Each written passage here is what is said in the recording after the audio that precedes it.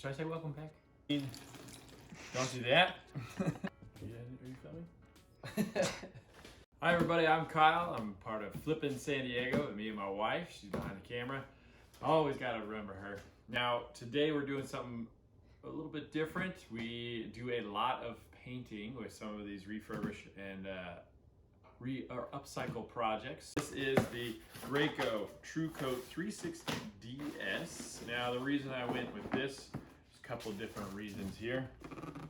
One of them is that it's true airless, meaning it's going to pump the paint out. It's not going to try to suck it up and throw it through kind of a vacuum type situation. So you're going to get a much more even spray. Hopefully you won't get any of the speckles or the spots that shoot out. And my favorite part about this is I don't have to dilute the paint, because diluting the paint consistently is hard to get, especially if you're doing a big project, but you have a small container. Trying to get the same consistency over a couple of different container refills was really, really difficult. Quite a few different options that come with it. So there's two tips. You can spray a wide angle or a smooth angle. You can kind of zoom in on that right there. It also does about 12 gallons per hour. So you could really crush even an interior house. I mean, you could do your whole house in a day with this thing. Easy cleanup, according to the website. We're gonna do our own little test run. Look how pretty this thing is. Look at that. That looks professional right there. A couple of tips to start off with your Graco 360 DS paint sprayer. Make sure that you are primed and ready to go for a nice clean start. You gotta flush this sprayer. It comes straight from the factory and it does have some test fluid inside. So before you do anything else, you gotta make sure you flush your brand new paint sprayer. Pretty simple.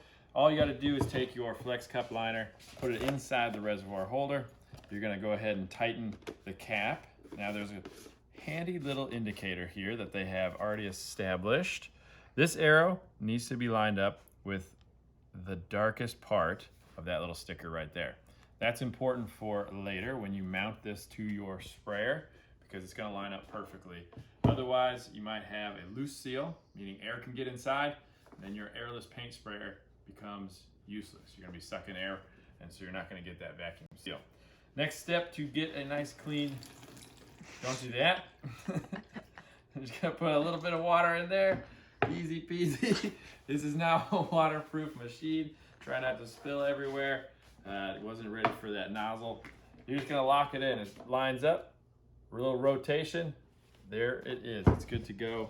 Make sure you have a waste bucket handy. You're gonna plug it into your power source. I always have a 5-gallon bucket nearby just in case. You're actually gonna tip it upside down. You're gonna see a little bit of stuff come out. Make sure that your prime spray pump is in the prime position. That is actually really important. The reason we're doing it upside down is so you don't have to vacuum seal using the vacuum valve. So it makes it really easy. You're just gonna shoot this straight into the bucket. Okay, I don't know if you guys saw any spray come out. We're still gonna prime it just a little bit, make sure it's primed.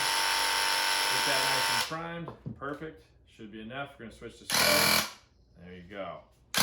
Quite a bit of spray coming out. And for 3 seconds, that's all you're gonna do. You're gonna switch it to the unclogged position, and another 3 seconds. You can actually smell the factory stuff that they run through it. Kind of smells a little bit like celery. So it's kind of interesting, a little tidbit there for you. If you smell that, you're doing something right. That's it, guys. You should be primed, ready to go. All done. So now you have to do is get that water out, clean up your flex filter, and go ahead and get started. So I just put in a little bit, probably about a cup of our Zinsser primer and sealer. So try and get that to stick to this metal that we have on our garage door. See, I've lined up the arrow with the sticker indicating a tight seal. Feels nice and tight. So now I'm going to mount it onto the paint sprayer and show you a little bit of the process of how you get, or how you use, this little vacuum seal right here. So you simply open that and you're just gonna squeeze out the air. Now the goal of this is to get all of the air out so that it'll only suck up the material you want it to. So essentially I'm just squeezing and squeezing and squeezing until this valve has the material close to it. So I can kind of tell there's no more air in there. I'm gonna go ahead and give that a close. Kind of looks a little funny, but that's the whole point. You have a vacuum seal, you don't need air. That's why these are better than your average paint sprayer. So now we're gonna prime our little pump that we've got inside here. So make sure that your prime pump or your prime pump spray valve is pointed down to the pump and prime direction. That's a little bit of a tongue twister there, so I'll get it. So you just want to hold this down for 5 to 10 seconds into the waste area.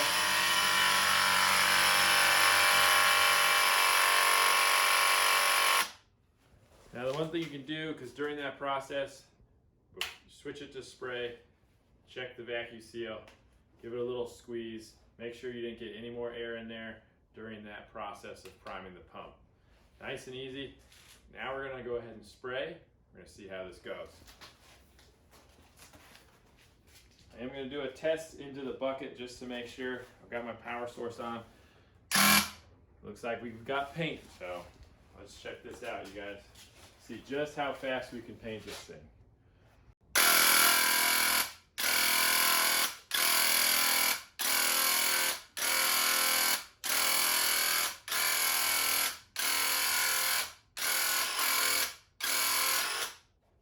So right there, it looks like we just ran out a little bit of material, hence why it was kind of pulsating. But as you can see, that's a nice even coat, way better than the roller's first attempt. This is also my first time using this, so it went really easy.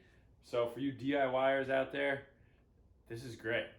This is really, really great. I'm pretty excited about this. I'm gonna give it a quick clean. I'll probably refill this, and I might go to town on the rest of the garage door today.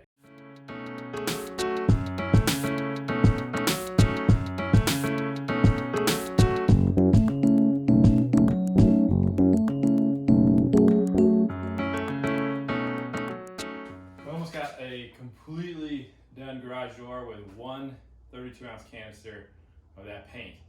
So I'm gonna refill, probably do about maybe half a canister, maybe 20 ounces or so. Should be able to blast this out. It's been approximately 2 minutes. It's awesome.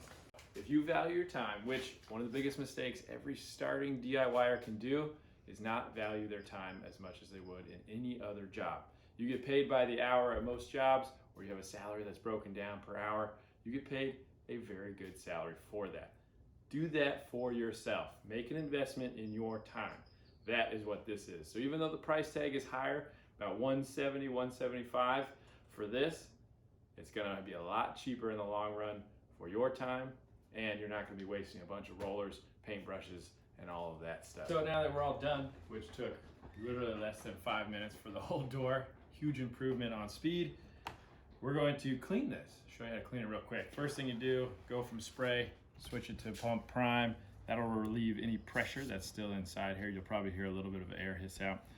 Then you're gonna go ahead and unscrew the reservoir from your spray gun. Then you're gonna flip the gun upside down to make sure all that paint just stays inside there. We're gonna clean that out a little bit later. But if you have any excess paint, which I do have some, you're just gonna go ahead, pour it right back in. Be sure to hold on to the flex liner so it doesn't drop into your paint. Otherwise, you're gonna have a lot bigger mess. If you really wanted, you could just throw this away. They do give you extras. That's just a cost you'll have to factor into your daily routine. I don't mind taking a little extra time. It is made out of plastic. Being a conservationist at heart, I'm gonna probably reuse and recycle this one. So I'll just do a little bit of elbow grease, get it right clean as new. So that's probably good enough. I'm gonna leave that right over here. Now that we have that taken care of, all you have to do is either get a new one, clean this, fill it with water. So once your flex liner is completely clean, or you put a new one in, add some water, you're gonna go ahead and attach it right back onto your spray gun. Now there's a bunch of residual paint that is on the top half of this lid. There we go. Okay, now we're getting set. So we're just gonna tighten it up just like we did before, and we're gonna shake it for 10 seconds. You can see all that paint discoloring right there. Oh, lock it in. So essentially, you're just getting all that paint off the top of that lid. And as my bartender friends say, don't forget to smile while you're shaking. All right, now that that's successfully shaken and not just stirred, we're gonna go ahead and plug her back in. Get some power. Make sure you have your 5-gallon waste bucket or whatever receptacle you want for any runoff. I've got my bucket right here. You're gonna flip her upside down so you don't have to worry about any of the valve stuff. You're going to flip this to prime pump. Let it go. You're gonna go ahead and turn that to spray. You should be able to and that way you get all that line nice and clear. And we're gonna reverse this to the unclogged position, rotating it 180 degrees. Gives you a nice strong steady stream. So you'll notice the difference between a clog and unclog. The unclog and the spray. Spray is going to be a really wide, nice misty look. The unclog is a heavy jet designed to blast any clogs out of that hole. So if you're painting and you have a jet stream of paint coming out, your valve is turned the wrong way. So now we've cleared the line. I'm going to go ahead and take off this cap, and then you're going to remove the filter. You're going to give that a nice clean wash. You can do it if you have some leftover water that's nice and clean in the bottom of your thing. Make sure you get all those holes. You can see those holes. You want to make sure there's no paint chunks or anything like that in there. Right now it's got some milky water. I'll run this through some clean water. I'll do a couple more passes with some nicer water. Give this a little scrub. There's still some residual paint in there. I want to make sure this thing is clean so that when it dries, it is ready to go for the next time I need it. I don't have to try and troubleshoot right off the bat. Nothing's more frustrating than taking no time right now to set yourself up for the future. A little bit extra time while the paint is wet, a lot easier than getting dry paint out of the inside of this gun. So that's our review of the Graco 360 DS paint sprayer. Highly recommend it, especially for the starter DIYer. It covered that garage door behind me in literally less than 5 minutes. One coat. This paint's a little thicker, so probably need one coat, but it would have taken me 10 minutes to do 2. So pretty much worth the investment. Just follow along with the instructions when you're first starting out. Keep these handy. Make sure you're doing everything right the first time. No time, you'll be a pro.